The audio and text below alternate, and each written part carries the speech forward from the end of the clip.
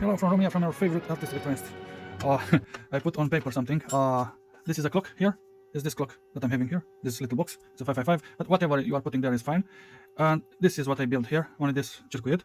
I printed directly from Proteus. So ignore that. Ignore this. Also ignore that.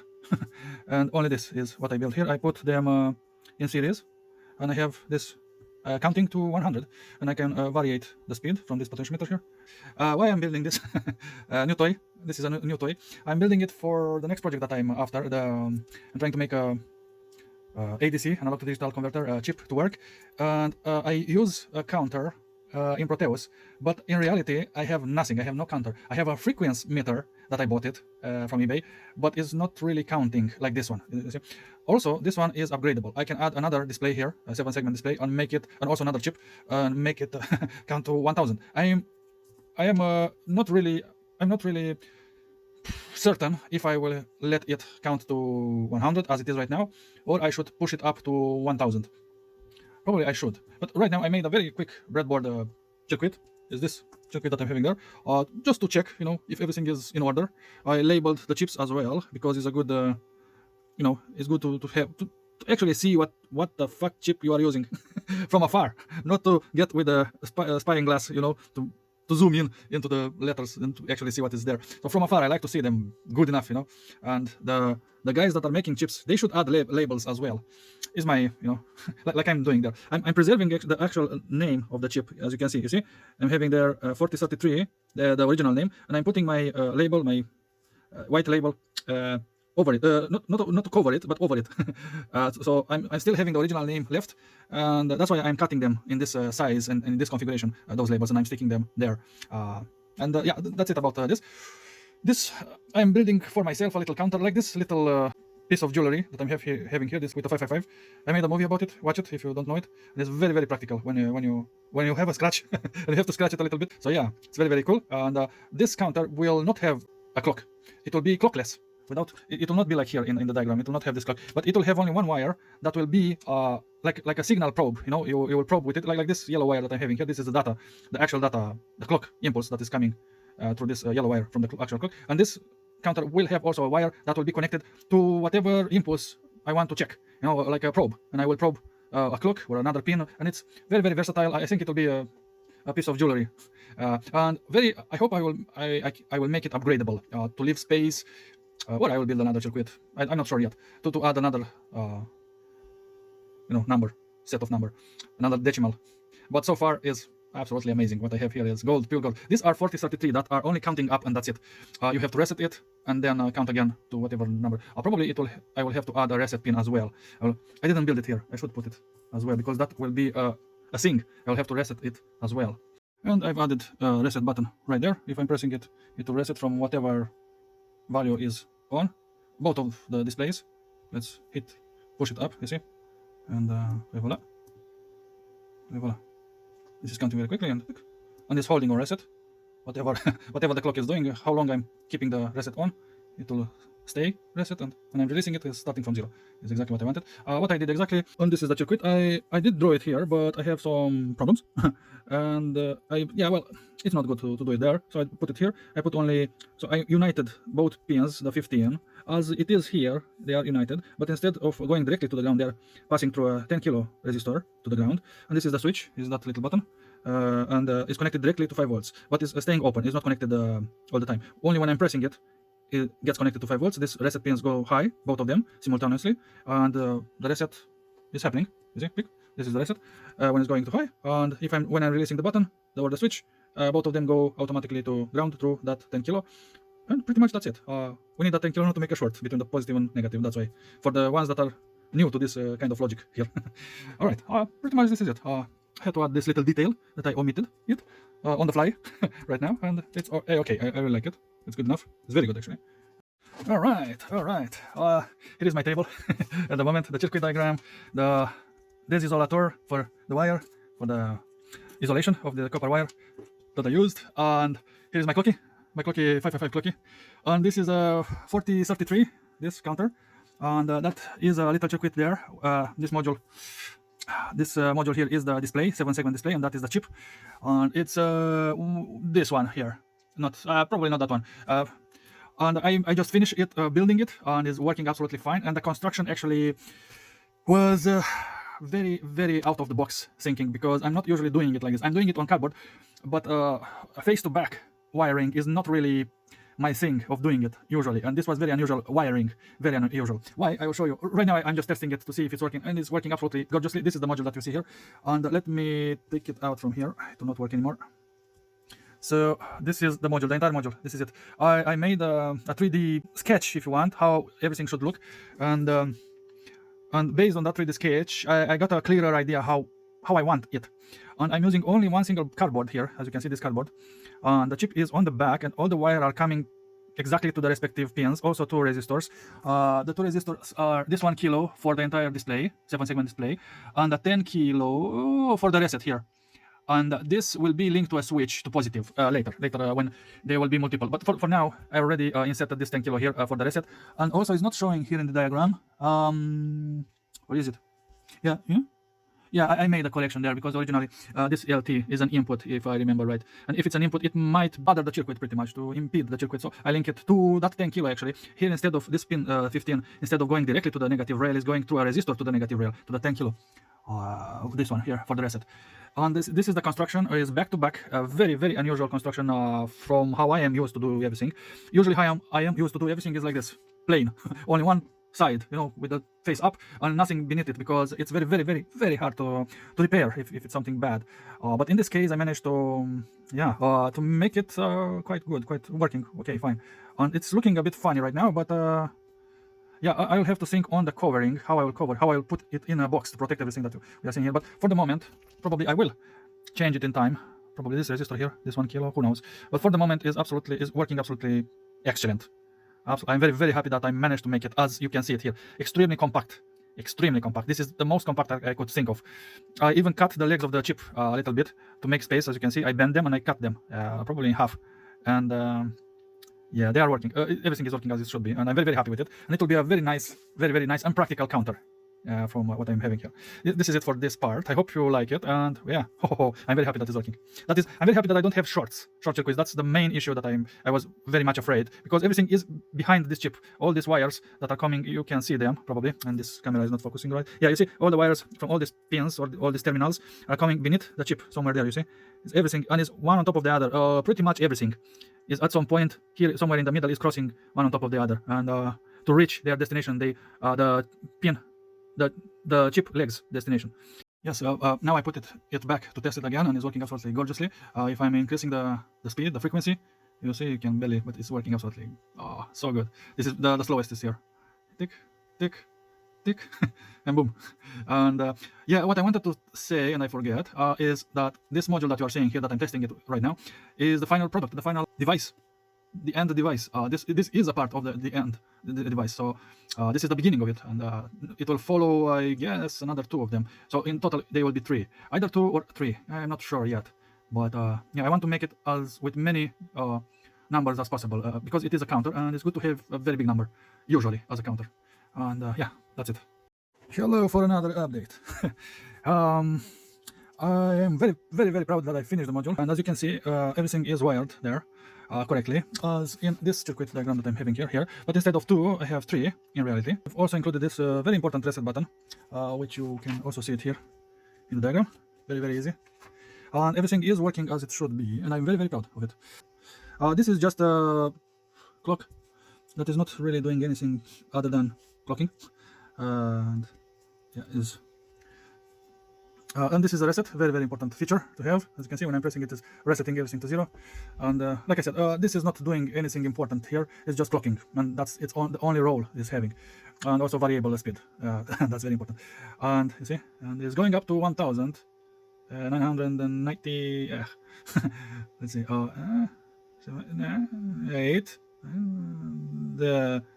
Yeah. So this 6, 7, 8, 9, and 0, everything. So yes, also the reset button, as I said. And yeah, absolutely amazing. Everything is working as it should be. You will see this counter used in my future experiments, but for the moment, I really like how small it is, and very nice display, 7-segment display that is having, very big. I wonder if there are smaller displays than this. but doesn't matter really. All that it needs right now, it needs a case all around to protect everything, like this one is having here, and job is done.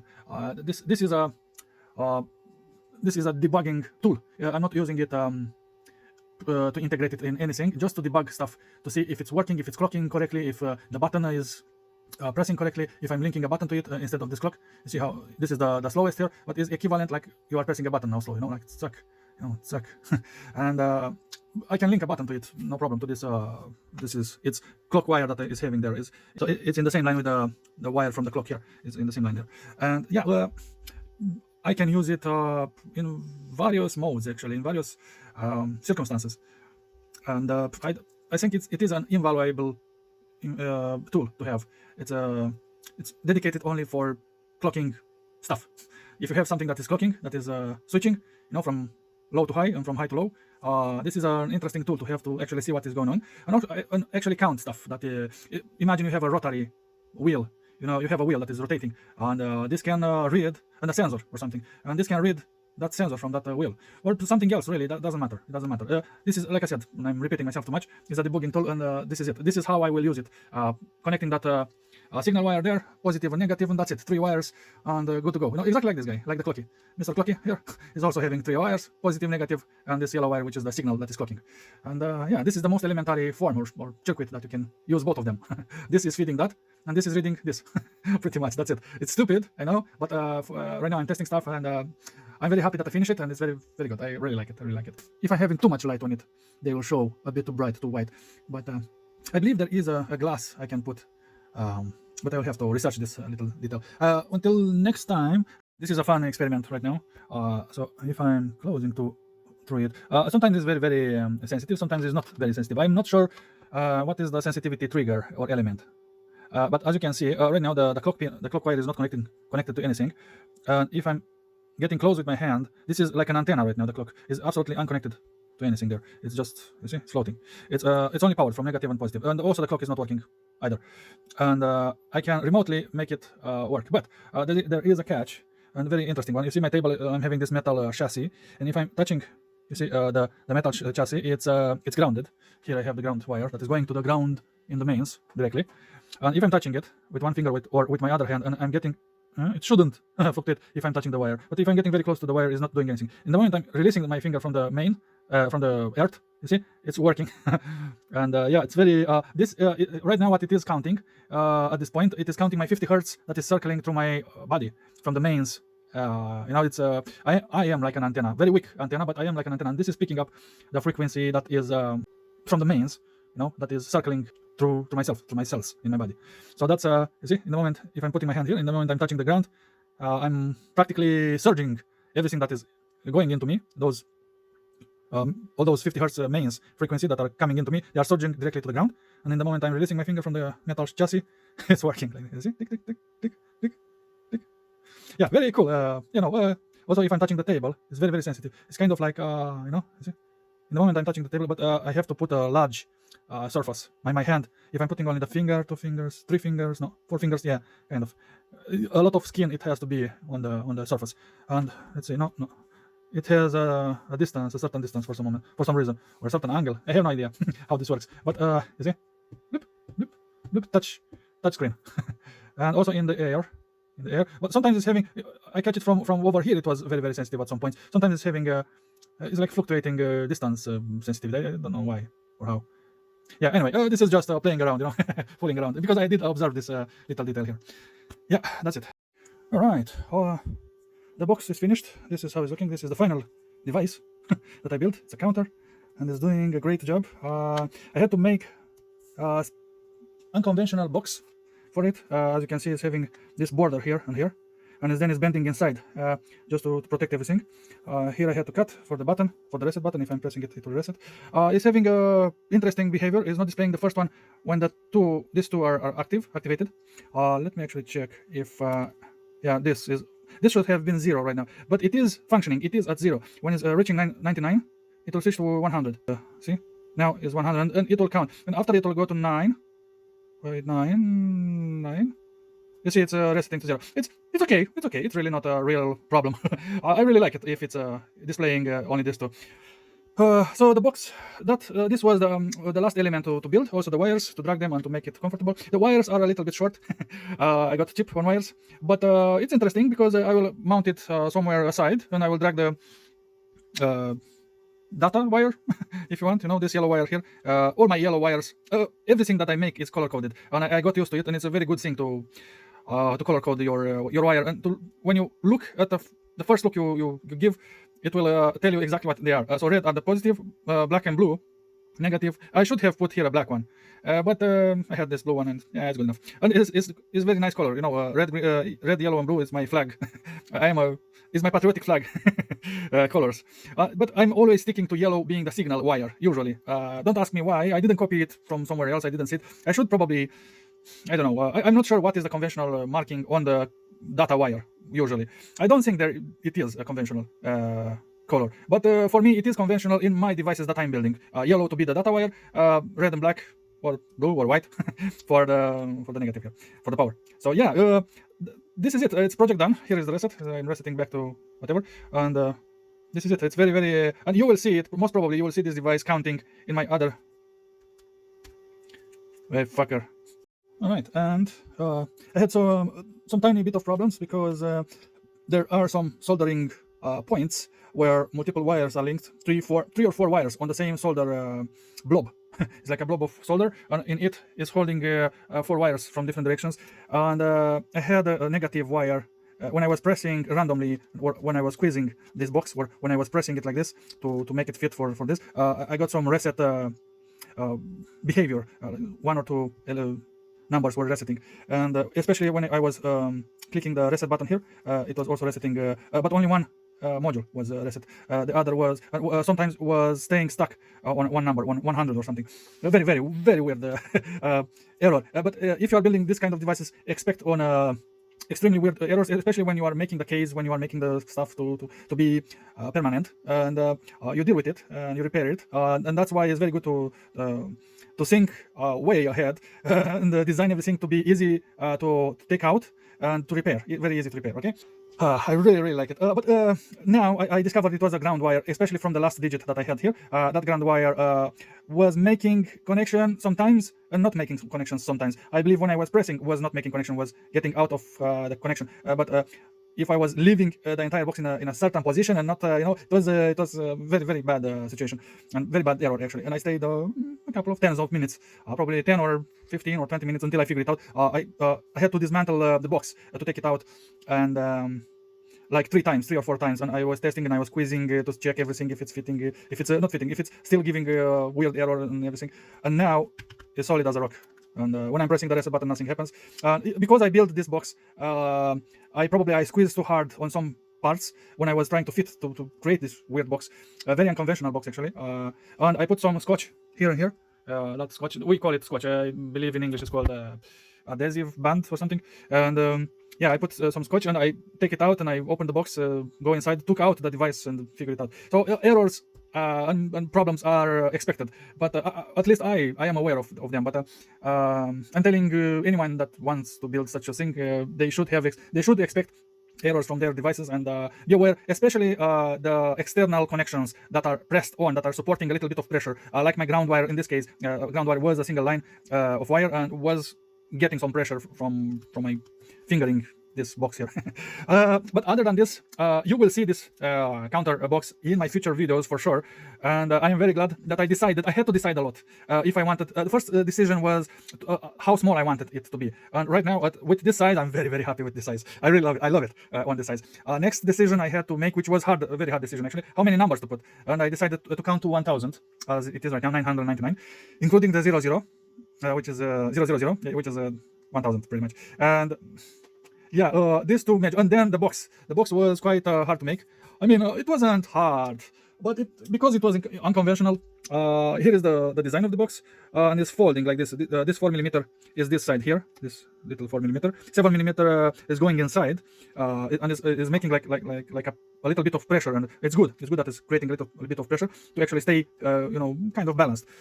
And this is the external, this 18 here. This band is the this side here on the other side, and this long side with hashed squares here are this lateral you see. And then I wanted to glue it, but then I realized I will have to get inside this, and I cannot get it out if I'm gluing it. So I had to decide to use this adhesive band, scotch we call it, and pretty much this is it.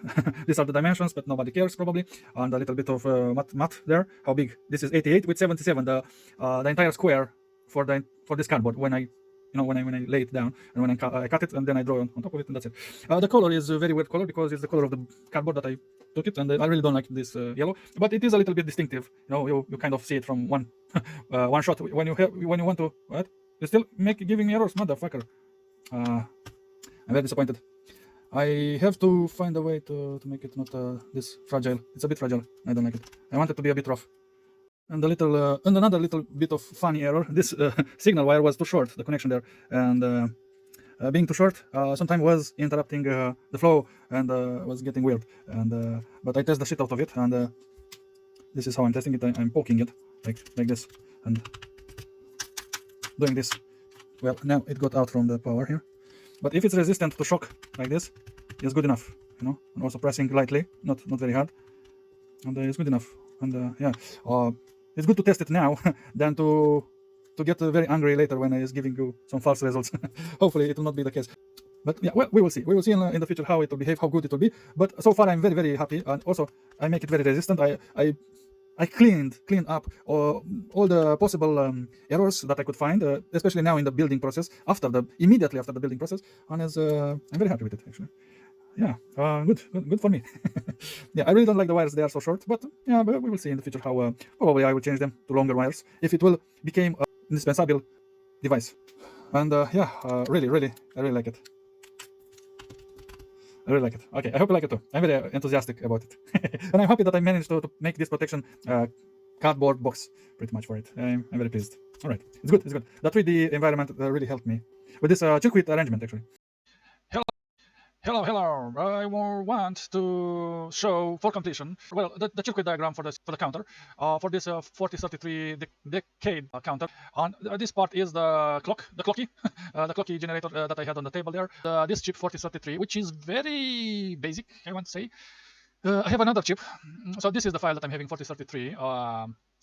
This is the file that I'm opening, is open right now, but I have another file, another chip, also in my arsenal of chips already, 4110. This chip is very nice, is going back and forward, but this 4033 is going only up, and you have to reset it to 0, and that's it.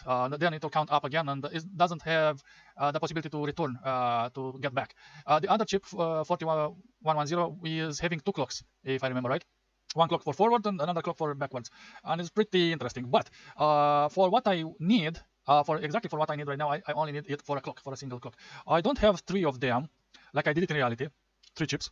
But basically, let me stop it for a little bit. Basically, what I did, let me make a very quick thing here. How I linked. You see, this link is going to this clock here for the last or the first on the right. But in reality, what I did, so I put here, this was the wire that I used to this, and as you can see, this clock is going to this pin 5 here, and this is what I did in reality. I linked this clock from that to this pin here, and then the rest of the wires exactly as I have here. But this is the only difference from the 2 version and the 3 version. I linked this clock in continuation, and I made this the first chip, the third one here on the right, and the last 2, you get it.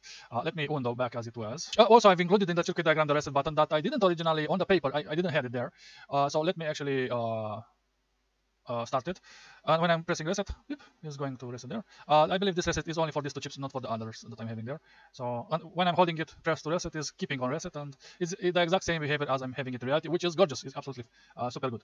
And pretty much this is all that I wanted to show you. A little bit of the circuit. If you want to take it, to use it, be my guest. I don't care. I want to show you something special and something that I don't do it every day, and I don't do it often enough. But I do it. I am doing it sometimes. What I'm having here is let me make it big. I modeled this device. So this is a model that I made in 3D of how to wire it, and also how to mount it, and to find also a proper way of the smaller size possible, as you can see, and in reality is a tiny bit different, but it's pretty much following this configuration that I'm having right here. This is like a blow up, you see. This is like a blow up view where I do this, how the wires are intersecting behind that cardboard, on the cardboard itself, and it's a mess of wiring. They are not that many, but it's still a mess of them. I don't like it. That's why I said in the very beginning, this is a very unconventional way of doing a board, at least for me, how I am doing my boards. This things here are the pads. This is a this selection that I'm selecting right now are the pads, the metallic pads that I'm soldering the pins of the device. So this 7-segment display is having these 5 pins, and they are soldered there. But in reality, I use only this pad and only this pad. I didn't put this and this, the margins one. I only use this and this, and that's it. In reality, I should correct it here in 3D as well. Yeah, well, doesn't matter. I was thinking to add a block, like a block of paper, like a distancer, to glue on the cardboard and on the chip itself, and I didn't do it in reality at all. I've only dragged the wires, I bend them, and then I put all the wires to the corresponding pins, and then I put the chip. I put the chip on those wires, and I soldered them, and that's it. That's very, very unconventional, and it was good enough. It was strong enough. First of all, to hold the chip in position, not move, and or not to fall off, and also it was strong enough for for shocks. And also I've added other stronger wires, especially for the negative wires and positive wires, that strengthen it even further, even better, as it was originally only on this data wires that I'm having there. The rest that I'm having here, these are 3 possibilities. ABC, I was asking a friend, but he didn't answer me. These are 3 possibilities of making this circuit board, the circuit board on the case. This yellow thing is the case. Exactly right now, as I'm having it in reality, is this A configuration that I'm having here. So this, let me actually use my drawing tool here. This configuration is marked, is checked, is okay, is what I'm having it in reality. But I was contemplating, I was testing other way of packaging. So the actually I have a discussion with my friend. Here is the discussion that I had with a friend of mine. But this is my answer, my question to him. But he didn't give me an answer. I decided after all by myself. Better in size. Which one from these configurations, from these boxes, do you think is better? Better as the size. Smaller is better. It doesn't matter the size. But later I decided that smaller is better. By myself I decided it. Scalability, adding more modules in the future. And by module I was referring for this selection that I'm making right now. This is a module. That's what I'm referring to. And where are you? So scalability, adding more modules in the future. So 2, 3, or 4, whatever.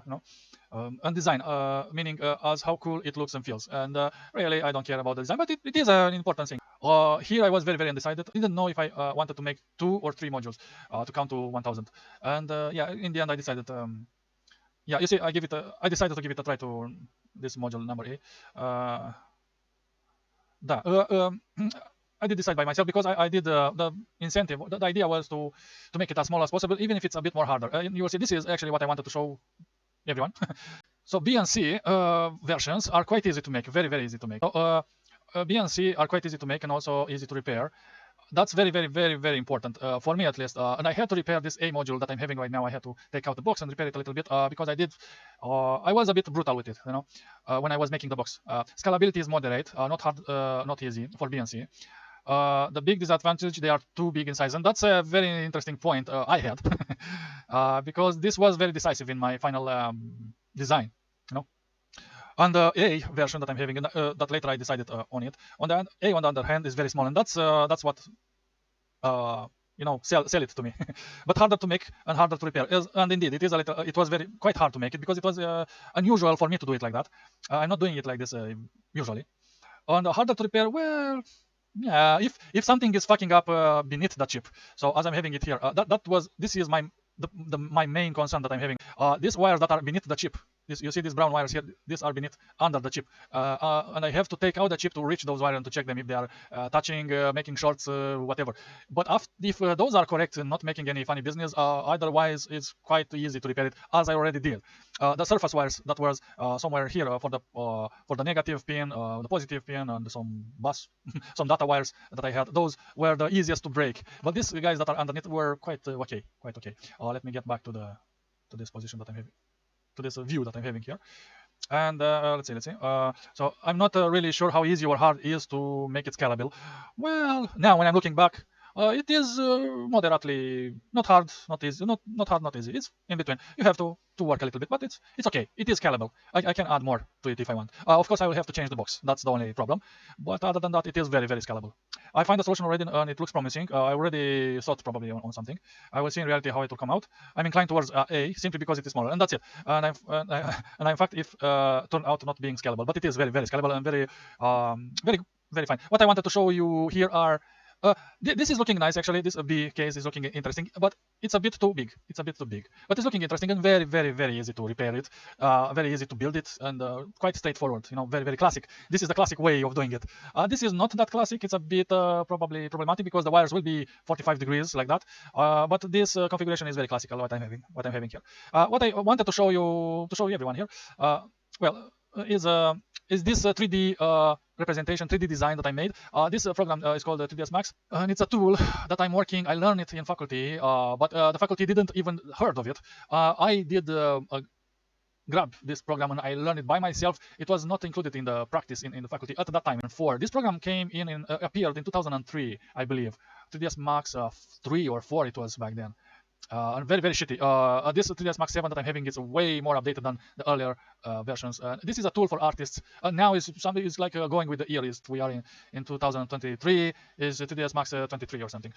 But it's weird. But I don't like the newest versions because this old version that I'm having is extremely fast. Look, just look how fast is opening. If I'm double clicking 1, 2, 3, 4 fucking seconds. While and also the environment is quite easy to manipulate. It's very, very. It became a second nature for me to use it, especially as an artist, and especially for mechanical things, for logic things that I have to make, and not only electronics. And I did some art, some sculpting, modeling, animations, but I did it for practice. I did it for learning. Very, very few of them I actually use them into my portfolio or whatever, or for business. Not really. One or two, because yeah, it's capitalism, and in capitalism is impossible to make anything that you know how to do it. You have to make what others are telling you to do, and usually it's shittier than what you are used to do, and how is your mentality built to do things.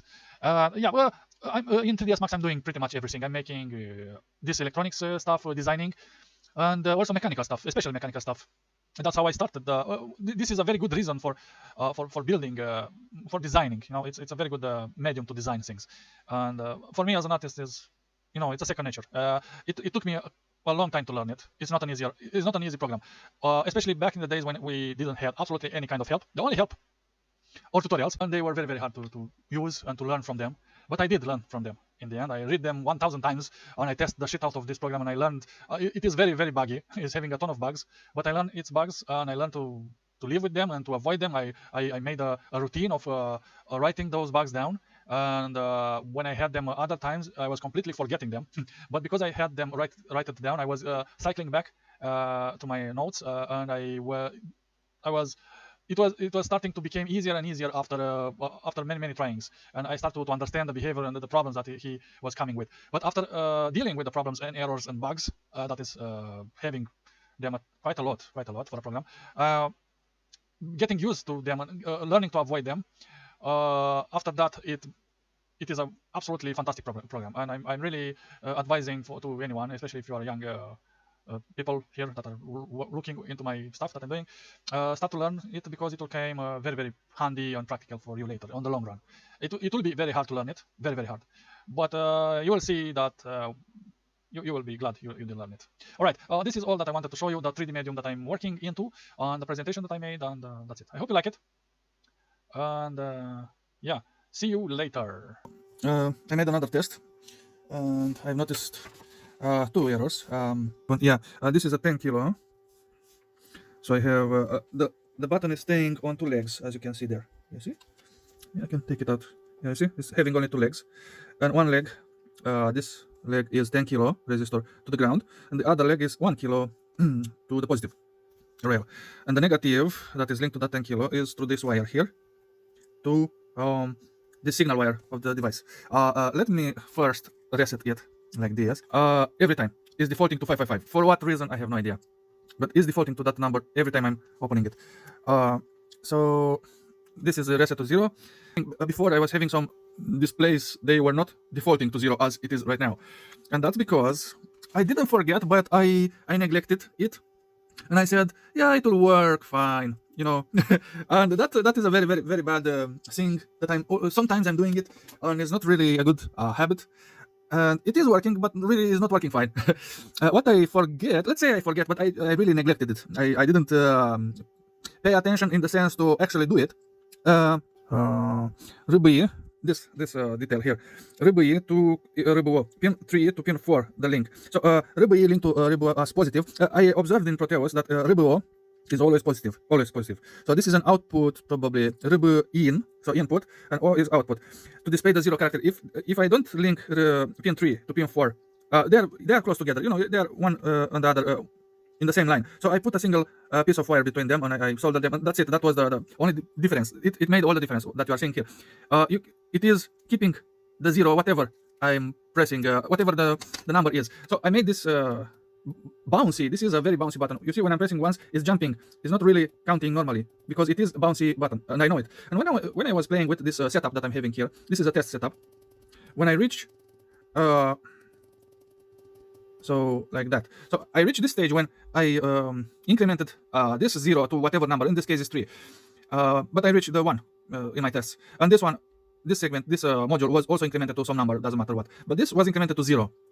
And it should have displayed 0, but it didn't. It was just showing an empty void display, not a 0. And that told me that what I neglected, that RBE to RB0 solution link that I made, this is just a test here. This is a test to understand how it's working and if it's working. And I originally put it with 10 kilo to ground. This RBE and is still keeping off the display. But when I'm connecting it directly to RB0, which is plus 5 volts, you can connect it directly to 5 volts if you want, but it's way more easier to connect it to RB0 or RBO because it's very close together, you know, and the distance is very close between them. You don't have to drag wires. So pretty much that's what I when I tested it with closing this, connecting it to RBO, I got here in this test that I did here in Proteus, I did always get the good results with 0 display here. So this was a test, a very good test with a bouncy button, and I have to make the correction here as well, like that, like that, yeah. And also here, everywhere, every fucking where. So this is what I did. I've united pin 3 to pin 4, also pin 3 to pin 4, because this is positive all the time. I'm not sure when is not positive, if it's when it's floating or something. I have to research it, but from all the research that I did, from all the tests that I did, it's working absolutely okay with this configuration that I'm having here. If this is not good, you can link it to positive, but you have to drag a long wire to it, longer than this. As you can see, it's pin 3 and pin 4, and that's it. So that's one thing, and that's one correction that I did. And another correction that I did, this I didn't neglect it. I didn't think hard of it, pretty much. You see this yellow wire here, it's the signal wire. It's the clock here. This is the last clock. It's not this one, because this one is linked here in continuation to this. It's depending from to this one. So this is the yellow wire that is coming to here, that you can connect it to anything. Resistor 100K to ground. So I'm linking it permanently as low to the ground. Why? Because I observed in my earlier tests, and I actually show it as a fun element, but it's not fun, it's not good, especially when you have the wire in air. You see, if I'm taking it out right now, it's not happening anything. You see, if I'm touching it with my finger directly on the metal wire, but here it's changing something, and quite hardly, yeah. But here on the isolator part is not moving anything here. Let me. So if you remember, if I was getting close to it, it was changing. But now, because of this configuration here, I just grounded it through 100 kilo, which is very large resistor value, but it's good enough to keep it low. I mean, not to change, not to fluctuate, not to get interference from when I'm having it in air, or when this wire is in the circuit, but is floating in the circuit. So let's say you have a circuit that you have a floating clock for some reason. I don't know what it can be. But let's say you don't have this 10 kilo here. You don't have it at all.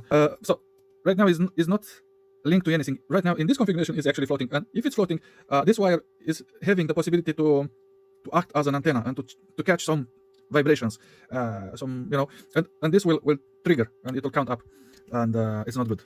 And that's a safety measure, pretty much is a safety measure. And I should have think of it originally when I built it in Proteus, but Proteus is not giving me all this data like in reality, like I'm having right now. Yeah, it's very bouncy. It's not debounced. What it means when I'm pressing once is clicking multiple times. I have to make a circuit, a special circuit that is actually I have one. Let me yeah, I found it. I have one. It's using a 555. This is a button that is debounced. I need to click every time I'm clicking this button. It will perform only one single click and that's it. And yeah, I don't have to take it out from there. I can move this here. Let's see. I probably touch something. Yeah, definitely probably there.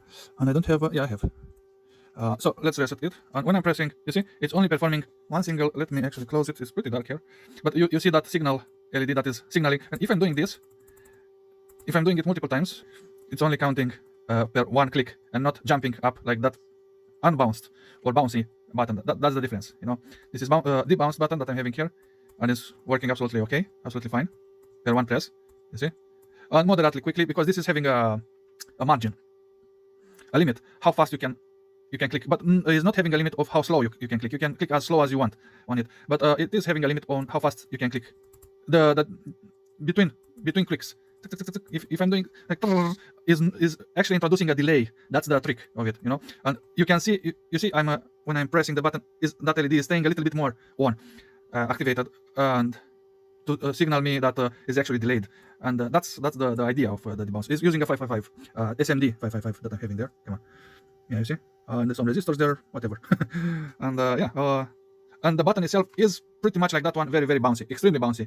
I have to connect it here somewhere. When I press this, it will jump like a motherfucker. See, it's already reached 50, and I press like 4 or 5 times, and yeah, and now it's 200. You see, it's extremely bouncy, and you don't want that in your circuits. I am fully trusting every circuit that is made with 555 chip. I am totally trusting it.